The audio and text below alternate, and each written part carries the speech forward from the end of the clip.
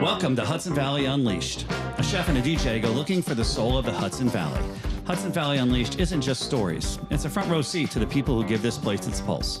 Local icons, renegade artists, reclusive legends, wild-eyed dreamers, and neighbors who casually change the world. It's part interview, part kitchen table therapy, part back porch happy hour, and as always, just a little unleashed. I'm Dave Leonard, former program director of WDST and co-founder of WKZE and host of Radio Unleashed. And with me is chef owner Josh Kroner, the culinary creative force behind the Hudson Valley's Terrapin Restaurant. And running the show behind the scenes is Jacob Hutchings, keeping us on point and making sure we have fun and sound great. Our podcast is supported by... Looking to transform your space? HV Builders is a boutique construction company based in Rhinebeck, New York. From sleek modern designs to timeless classics, we bring your vision to life with quality craftsmanship. Whether it's your kitchen, bath, or a full home refresh, trust HV Builders to elevate your space. Call or text us at 845-901-9025 and let's build something exceptional. HV Builders, designed with care, built to last. Today's guest is family. Josh and I have known her for more than 25 years. You've probably known her voice even longer. She's the creator, host, and producer of Sheroes, the acclaimed show and podcast amplifying women and gender-expansive artists.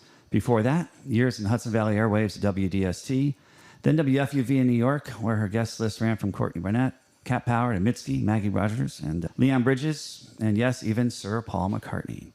She's also behind the Webby-nominated mixtape memoir on Sonos Radio and hosted the Festival Circuit Newport Folk Series for Osiris. A bard-trained musician with gift for real conversation. She's the interviewer artists actually trust. Please welcome our friend and a true Shero, Carmel Holt. Carmel. What an intro. You did your homework. Dave did do his homework. He came to me with a very nicely written bio. Yes, so good. So funny. I just think of the early days. Yeah. And I follow you, not from afar, but just like love and respect and pride and just seeing all these things that have happened. But I'm like, oh, you went to Bard, right? Yeah, I went to Bard. And you stayed. And I stayed. And I just remember having this conversation with the Vin. He's, with the bread alone moment or whatever. And then like, how did you get started in radio? Oh my God.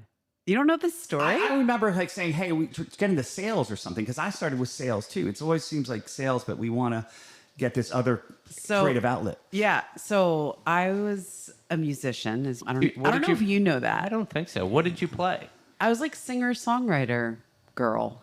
And I majored in music at Bard. That's what I studied there. And while I was at Bard, I started hanging out in Woodstock because there was no music scene here.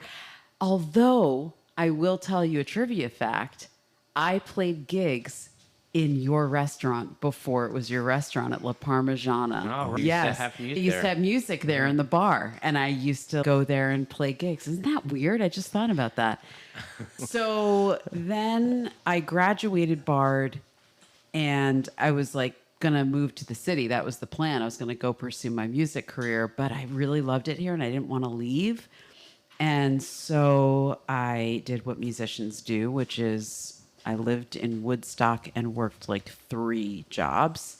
And so all through Bard, I listened to WDST. I was like obsessed because I was always obsessed with radio growing up, and I was music obsessed. And I'm a musician, and I'm hosting open mics at the Dharma Ware Cafe. Remember that place? Yeah. And sitting in on open mics at Tinker Street and Joyous Lake and all those old places. Those were the days, right? Yeah. And then just working odd jobs just to make ends meet. Bread alone, wintertime. Nick Harcourt starts coming in to get his coffee, bagels, whatever, and also for the radio station because they had a barter, as Gary is wont to do. Harcourt, who was the morning guy at WDST. That's right. He was the morning guy and then went on to become this iconic radio DJ at KCRW in Los Angeles. We were like the 2 that got out. Well, you would make it 3 now, wouldn't you? That's true. You have gotten out. That's true. I have. So I made friends with him across the counter, and I knew who he was.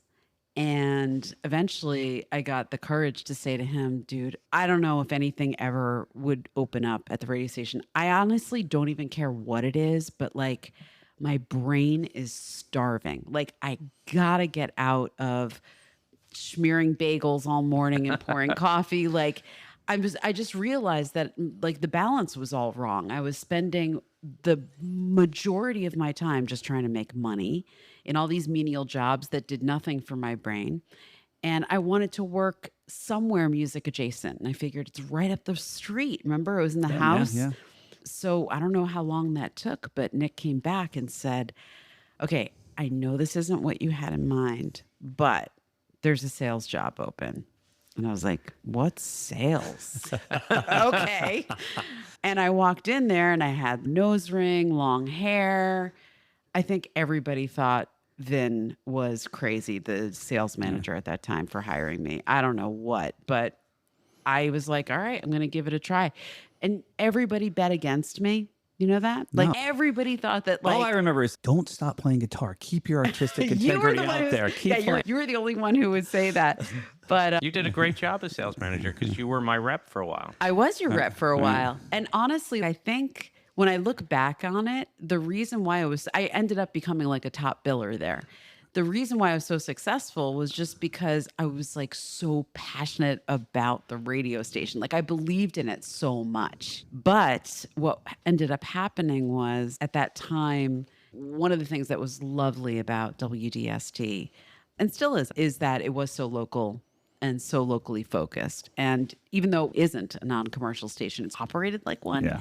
We had a lot of local clients like you, Josh, and there would be a need a lot for writing ad copy. And then there was like not enough voices to go around too. You were great. You always voiced your own. Well, Dave always did my intro. And the chef owner, Josh Cronin.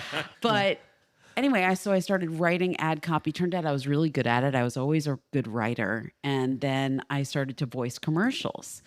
And eventually somebody, and I want to say it was probably Greg Gatine, said, you've got a great voice.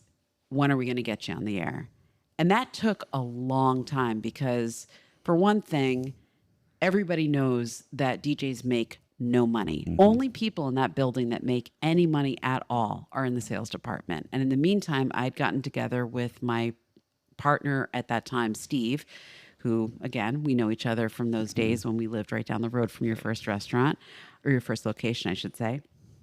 We were both like starving artists, and I was the only one that was bringing in any money.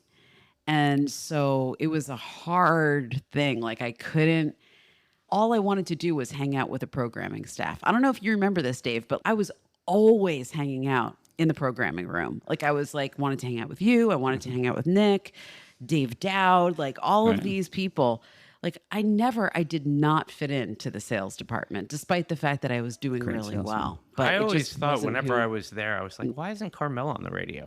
And someone would say, well, she's making a lot more money what she's doing. Exactly. And that's always the logic. But I was never, the truth of the matter is that I am an artist and I've never been driven by money. And I've been driven instead by the things that creatively spark me and make me happy and make me feel like I'm doing Well, something. you were absorbing everything because Right. as soon as you had that opportunity, you were amazing at it. Oh, like thanks. instantly. Thanks. You hit the ground running. My break came because Dave Dowd left, who hosted a show called The Acoustic, Acoustic yeah. Breakfast Yeah. on Saturday mornings, which was one of my favorite shows. And One of my favorite shows. Yeah. Big ups to Dave Dowd. I had to like audition. Really? Yeah, I did. I had to give Greg Gatine a sample playlist. And then he auditioned maybe half a dozen people that did the show. So there was like a month or a month and a half where every weekend it was somebody else. And then I got the gig. Oh. And it was Greg's call. Yeah. Yeah. Yeah. Boy, in the old days, I'd be like, you have time? You can show up Saturday morning, you're in. So that's how it got started. Right. And Greg's still doing it. Yeah. Yeah. And you went on, you became music director. Did you do all these things? Like, I became music director. Yeah, that's a whole other chapter to the story because we had a sales manager. We got a new sales manager somewhere along the way. So for a long time, I was hosting Acoustic Breakfast on Saturdays, getting up at 6 a.m. and doing it live, programming it live. I'd walk in with my stack of CDs. And it was like, man, I just got bit by the bug. I loved it so much. And then the soul-sucking job would start again on Mondays. Anyway, and I ended up quitting. And they allowed me to keep Acoustic Breakfast, so I got to keep my toes in there.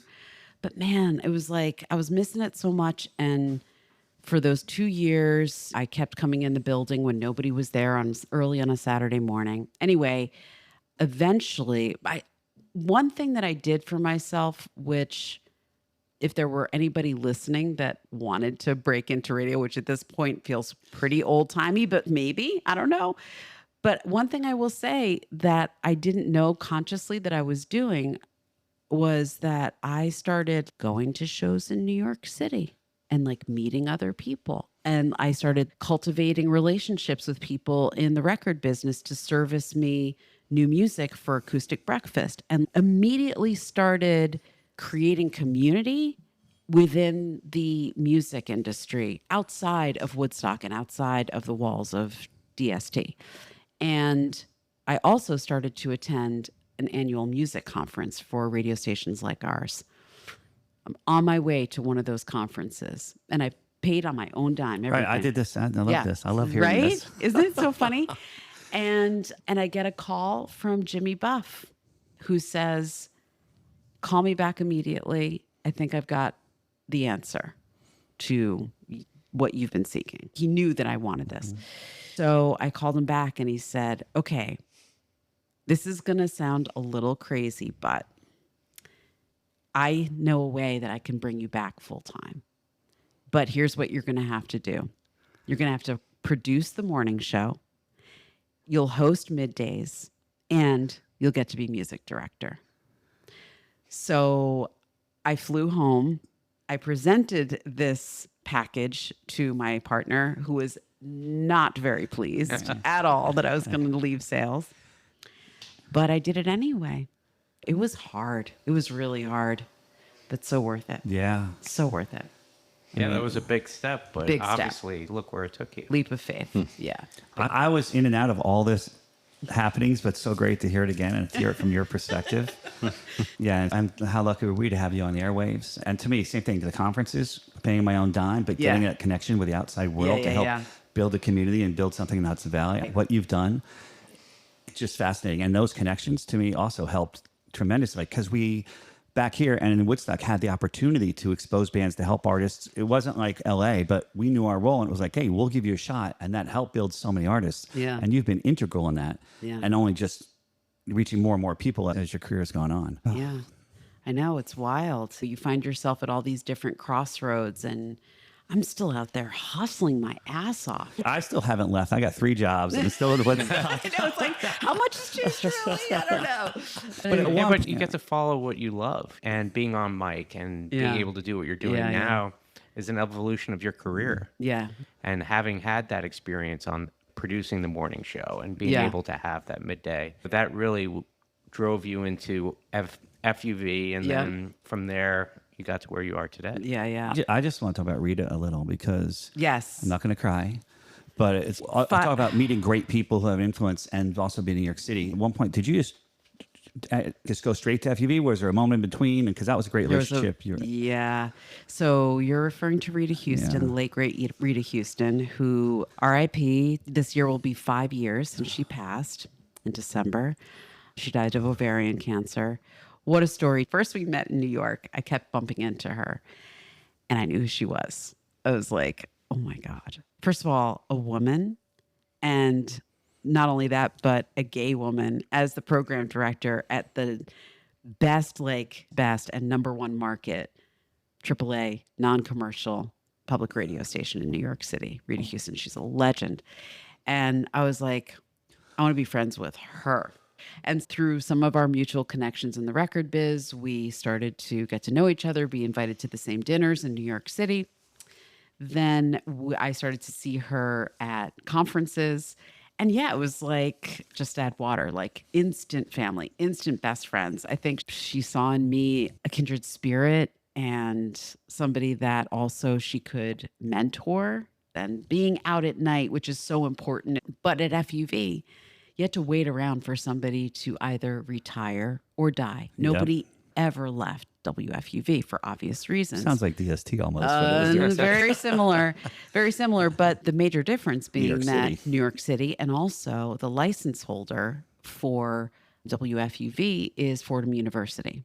So now you're dealing with not only the plum gig that it is, but also the bureaucracy, the red tape that comes with being at a university radio station. Anyway, what ended up happening was first, Rita started to recruit me to do some fill-in shifts. I thought I was going to say sales, but No, she saw me. I was way past that then. She started to recruit me to come fill in on the air when somebody was sick or they were. Rita was working it. She knew the system. I was with Rita in the car, and I remember saying to her in this like nervous, shy way, "Do you think I could ever get a job at WFUV?" And she was so cagey. She's, "I don't know. It's tough. It's tough. We'll see." So she really Behind the made scenes, me, huh? she really made me want it. And then I feel like she must have known somewhere. She must have known. It's that like this she was gonna- working the system. Yeah, totally. She must have known. So what happened was their morning show host did the unthinkable and she quit. She left for another job, leaving an opening for Rita to bring me on. And that's what happened. So I got hired. They did a little shuffle and moved this guy, Corny O'Connell, who is hosting the middays, I believe. And then they put Corny in the mornings and then they put me on the midday. That's how I got So into cool. WFUV. so cool. Yeah. And then the year after I arrived at WFUV, she was diagnosed with cancer. Did you ever have the opportunity of being on air with Rita? Oh, yeah. Yeah. It was super fun, especially when we would do fun drives. Like, we were like unstoppable. Now, remember, I was a really good salesperson, and then I'm really good a when fun I drive. believe it. So I was an awesome fundraiser on the air. What's the dynamic of being solo than being with someone else you love and care about on Oh the air my together? God. It's So fun. I love it. Kind of like you and I, Dave. Yeah, baby. Yeah. So we did, and we also got to do other stuff too. She'd go to Bonnaroo or whatever, and then she'd pop into the studio, and I'd always love to give her the nod. Get over there. Get on the mic. It's fun. And now a short break. Terrapin Restaurant. From far-flung origins, the world's most diverse flavors meet and mingle here, in the heart of the Hudson Valley, at your table. From elements both historic and eclectic comes something surprising, fresh, and dynamic. Dishes to delight both the body and the soul. Terrapin Restaurant. Open for lunch and dinner and late night until 1 a.m. Montgomery Street, Rhinebeck. And online at terrapinrestaurant.com. So at one point, you end up leaving FUV as well. Yes. Now, this is where I get a little hazy. Did you... Because I've been a part of your career and your life, from Yeah. friends to be on the air, I to know. supporting you and loving you. But at what point then did you get into starting Sheroes? What was the No. spark that started that? Ooh, okay. So are we ready for some real talk, guys? Yeah. And you also did the unthinkable. You left FUV. I was, much to everyone's dismay, especially hers. I think probably to the very end, really resented that I left. I was really unhappy, I have to say. No fault of anyone's. This is the thing about dreams. You never really know, how they're going to be in real life. Careful what you wish for. Got to Get be it? careful what you wish for. It was amazing. She was very insistent that I moved to New York City, in the city, because she wanted me out at night. I agreed that it was important.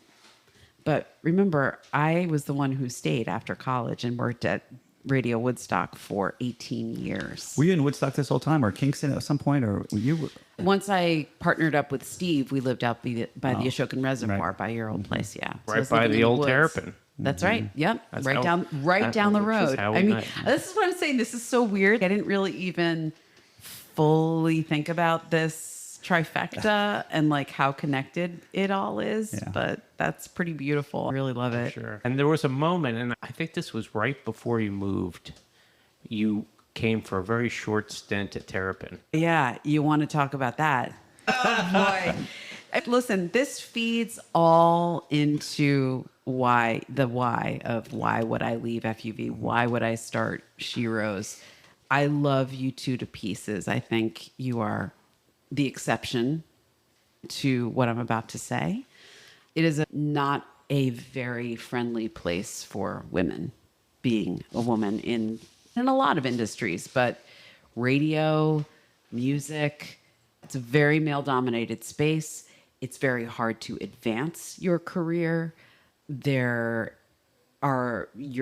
obviously paid less, you're valued less, and you get pigeonholed. You really do. The trope of where women belong on the airwaves of you're either the sidekick on the morning show or you are the midday girl. And that's it. That's really all that you can do. Or you're like at night because they want Allison Steele. Exactly. And then I have to say, I really thought that I would be saved from all that. What I didn't know, what I didn't anticipate is that the patriarchy and sexism lives within all of us. It's not gender specific. There are many women who are much crueler to other women than a man ever will be, or be much more competitive because there's less availability of opportunity. There's all these like weird things that happen. So that was my personal experience, but also like I started to do, as you said, Dave, in the beginning, I was like really became like a lead interviewer at WFUV. It was Rita's second because she was the most amazing of all time.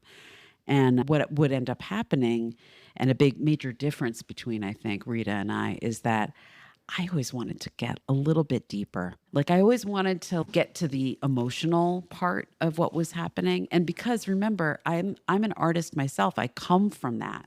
So I relate to musicians on their level. And I'm like so sensitive, and especially, and I think we would see that in each other, and women especially would come in and they would tell me stories, but it was always after the mic was off. Always. Which is why you always want the mic on all the time. Correct. But even if some of these stories or these challenges or difficulties would come up in our interview that was on tape, it wouldn't make it to the airwaves. So I can see now, this is the spark now that is starting Sheroes in your mind, where you're like, there has to be a place for this. There has to be a place that we can have this type of conversation. Yes, entire conversation. Good, bad, ugly, all of it. Yeah.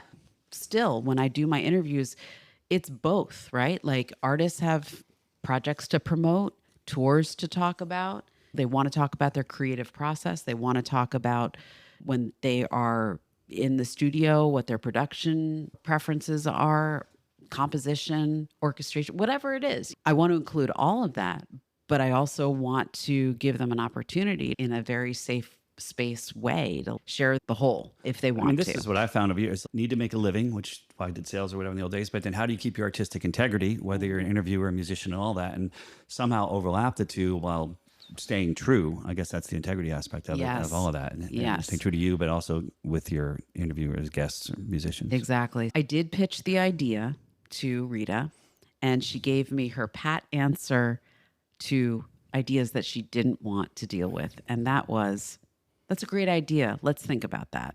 Now, let's pin that on the board. Heard. Okay, gotcha. I see what you're doing. I love that. I don't there. have time for that. Yeah, exactly.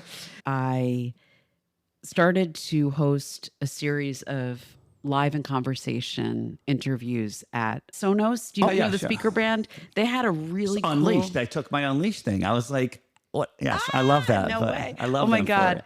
It was Sonos Unleashed, right? Sonos Unleashed. Right. Copyright, and I was like, Viacom's going after it, and Sonos is. I'm like, I love these guys. Why are they going after it? Oh my God. Anyway. There's money there, I think. I know. Maybe. They had this beautiful, very high-end store in Soho, and they were doing all of this cultural programming, bringing people like myself and Rita to host in conversation with artists, and then artists to curate listening nights and all kinds of stuff. Anyway, I did a series of In Conversation in the store. And lo and behold, the person that was programming all of the cultural activity and music programming in the store was this woman, Saida Blount, who I knew from public radio. She had been working for many years with Bob Boylan at Tiny Desk. We got to know each other through just public radio world, being out at Newport, whatever.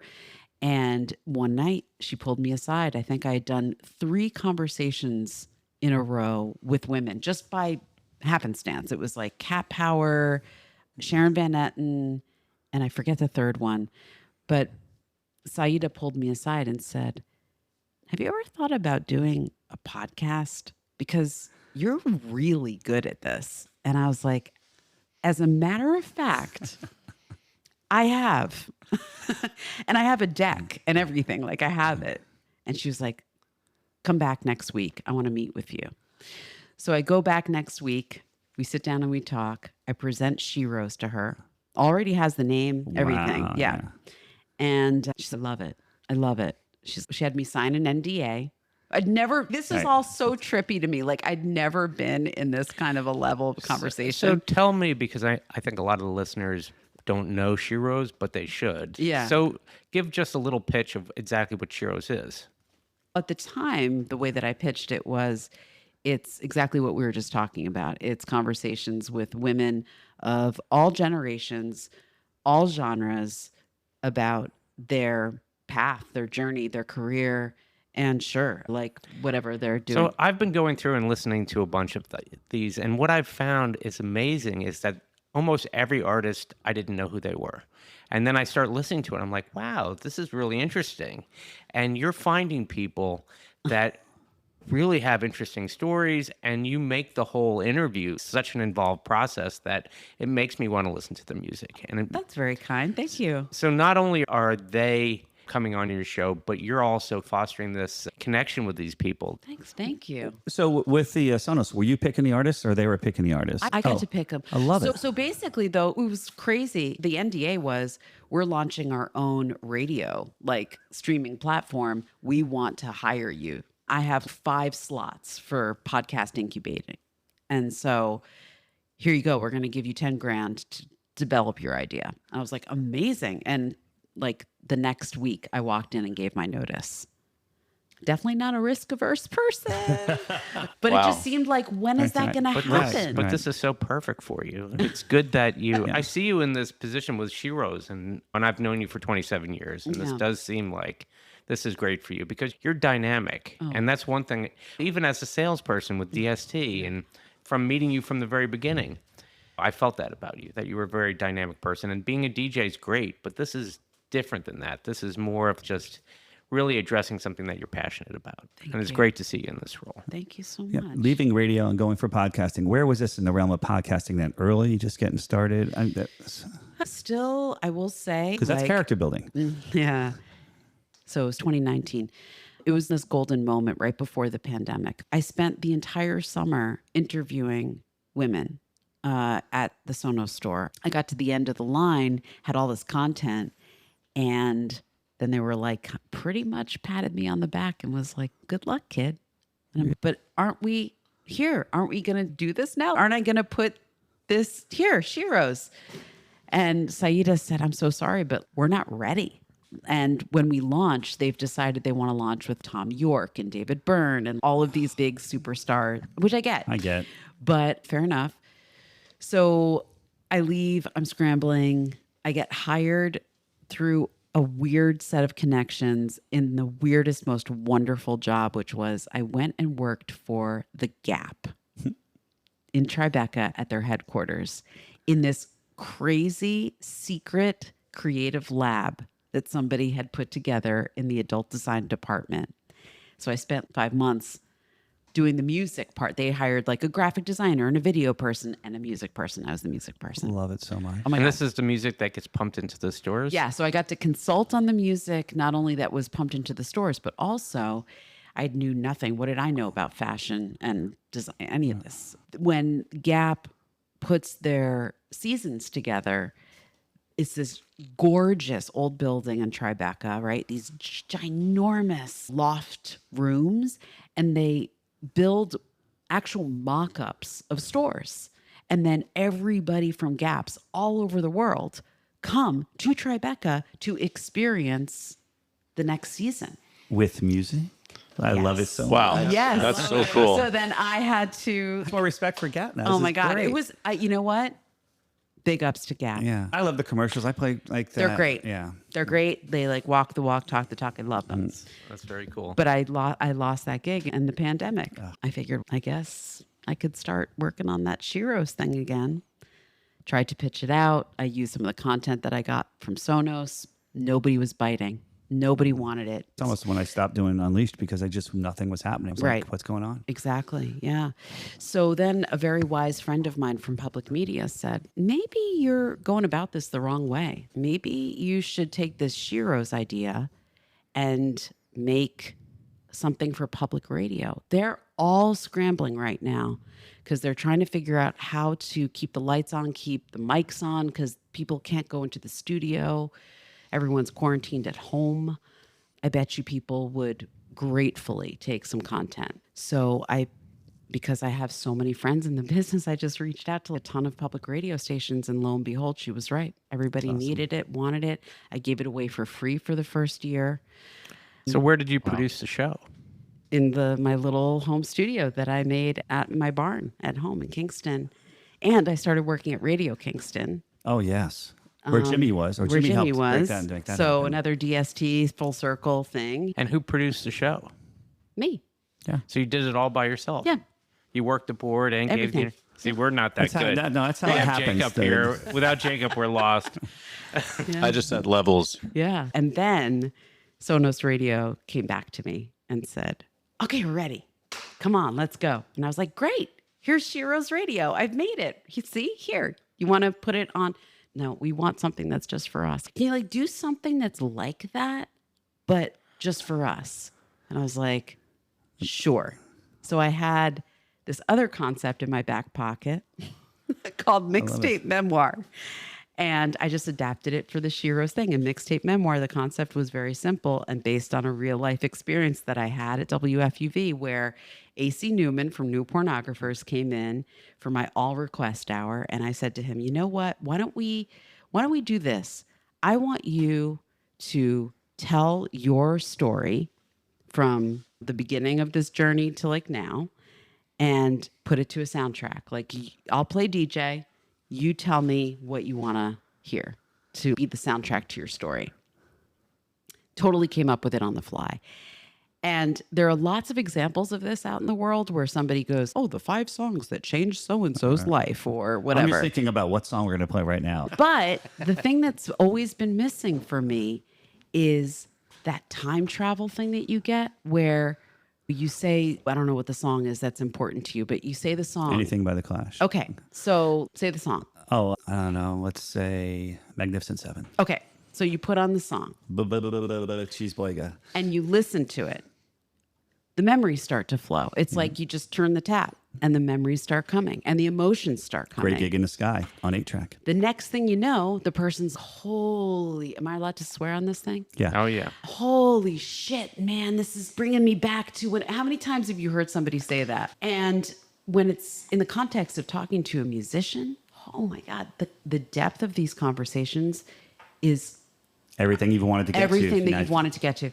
So I started to do both in tandem. So I started to produce Mixtape Memoir for Sonos, Sheroes Mixtape Memoir. So I only talked to women of all generations.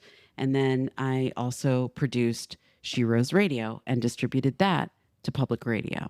And I built up my affiliate list on the public radio side. I did 3 seasons of Sonos Radio, which paid my bills. In the meantime, I started charging the radio stations, some of them who were able to pay a sliding scale fee. Did you have to do for sales carriage. for that, or you let them take care of all that and just got No, money? I did. I do it all. I know it. I do it all. She's got that sales background. I know. That wasn't hard for her. Oh, it's so hard to ask for money. It is so hard, especially when you know when people are suffering. Especially public radio, Yeah, right? it's They very don't have hard. any money. And thankfully, though, I did that because after 3 seasons of Sonos Radio, Sheroes Mixtape Memoir was canceled. So then I was left with just the public radio show. But it's carried me. Last year, I took a pretty big swing and developed a 10-episode series and tour around Joni Mitchell Yes, called The that's- Road to Joni. I'm proud to say that was nominated for an award in the spring. Last January or February, I was introduced to somebody, friend through mutual friends. And during the course of the conversation, it comes to light that her background is in marketing and she had worked for 30 in the automotive industry. And she says to me, oh my God, I bet you could get a sponsor. Like, I bet you some car manufacturer will love this idea and want to give you a car to drive. I could make that happen for you, I bet. So anyway, we part ways. And now my brain is just like going a mile a minute. I was thinking about going to see Joni Mitchell in October. I was like, maybe I should drive instead of flying out there in October. Maybe I should just drive out there, and that'll be the perfect opportunity. I can visit all my radio affiliates along the way. And then I thought, geez, if I'm going to be driving from the East Coast, from New York to California to see Joni, it's got to be a Joni themed thing. It has to be. And I'll call it like, I don't know, like the Road to Joni or something. I love it so much. So the next thing that happened was I picked up my phone and I called Ben Levin, who manages Lucius. He's a very dear friend of mine. Lucius has been very involved with the whole Joni Mitchell Renaissance. And I call him up and he was like, okay, I'm going to say 3 things to you right now. Number 1, this is a fucking genius idea. Number 2, you're the right person to do it. Yep. Number 3, your first call needs to be to Joni Mitchell's manager, Frank Gironda, and I'm going to help you. I love it. So that's how it started. That's so cool. Great. Yeah, amazing. So how did it go with Frank? Obviously well. At first, it didn't go very well. It didn't not go well. He's a very old school guy. Doesn't operate on my emo enthusiasm level. And he moves very slowly. He manages 2 people, Joni Mitchell and Neil Young. I call him and I pitch him this whole idea. It would be a podcast and a radio show. And he was like, I like that. Send me all the details and, we'll think about it. Anyway, and then I think to myself, see if he'll give me a meeting, because nothing will, if anything's going to cinch this deal and get him to give me his blessing, it's meeting him in person. Old school guy. Mm-hmm. Oh, I get the meeting. He's out in Malibu. I walk in his office. It is filled, you guys, filled with Neil Young and Joni Mitchell, everywhere. And these are my 2 North Stars, by the way. I got his blessing. It was wild. Awesome. I didn't ask to talk to Joni. What I asked was, I want to be the documentarian. I want the musicians who have both been part of this and witness to it, and fans and influenced. I want to hear the story through their eyes and through their hearts. And I want to tell this story in a way that it hasn't been told before, that incorporates this chapter. So it seems like Joni would be a perfect person to have on Sheroes. Yeah, but she doesn't really do interviews anymore. She did one at Newport with Anthony Mason, who was actually on the podcast. And that's a great episode, actually, to hear the story of how that happened. But I also think, too, there's so many new artists. Again, that's the thing. I'm all about the new music, the new artists with you. There's so many out there that you can help. And that's... Well, and what was wonderful was also that what I accomplished and that I feel really proud of and blessed that it came together was that it was so multi-generational, and it was also across all genders too. It was so nice to open the Sheroes door to male artists who worshipped at Joni's feet. The story, like all great stories do, when you're telling them and you're telling them in real time, they start to take on a life of their own and start to gather meaning that you didn't necessarily expect. I didn't know that this was going to be a story of healing and the healing power of music and the healing power of community and the healing power of love, whether it was love from people who had known each other for a very long time or people who were just showing their love for someone who had helped them make their own art, whom without they wouldn't be doing what they were doing. That honoring, that appreciation, that gratitude. What a powerful force. You've lived such an incredible life, jumping from all of these things that seem improbable or that you have this idea and then it happens. It would be amazing to hear you interview Joni, and I hope it does happen. From your lips to the goddess's ears. It's about the journey, not necessarily the destination. Always. We don't honor people while they are still here. We're always catching up at the end, afterwards. this project to celebrate Joni Mitchell while she is still with us, have to do it, you know? And Brandi Carlile, when she first brought Joni up to the stage at Newport, said, "We live in the time of Joni Mitchell." Like, how lucky we are to be alive on the planet at the same time. That was it. It was like she had blessed the project. Cool. Amazing. It's wonderful. Carmel, it's awesome getting to know. I know you, but just all the stuff you've been part of, all the interviews and everything else. I know you too, but now I know you on a much different level after 27 years. Finally, we're able to have this deep conversation. Thank you guys so much for inviting me here. This was really extraordinary. Just so one last thing is because I just want to see where you are today and everything else. When you're not in the mic, what are you doing these days? What are you listening to? Is it always something to do with the show, or just what's filling your time in your life personally? Sheroes is. Okay. Yeah. I got a quick question. Yeah. Favorite place in the Hudson Valley? Ooh. I'd have to say Poets Walk. Oh, Beautiful. As a former Bard student, It connects like a lot of dots for me. Yeah. that is certainly the place that I tend to go when I bring somebody who's never been here, where I want to just show them this is the valley. Yeah. You walk out, you see the Kingston Bridge, that Yeah. beautiful lawn. Yeah.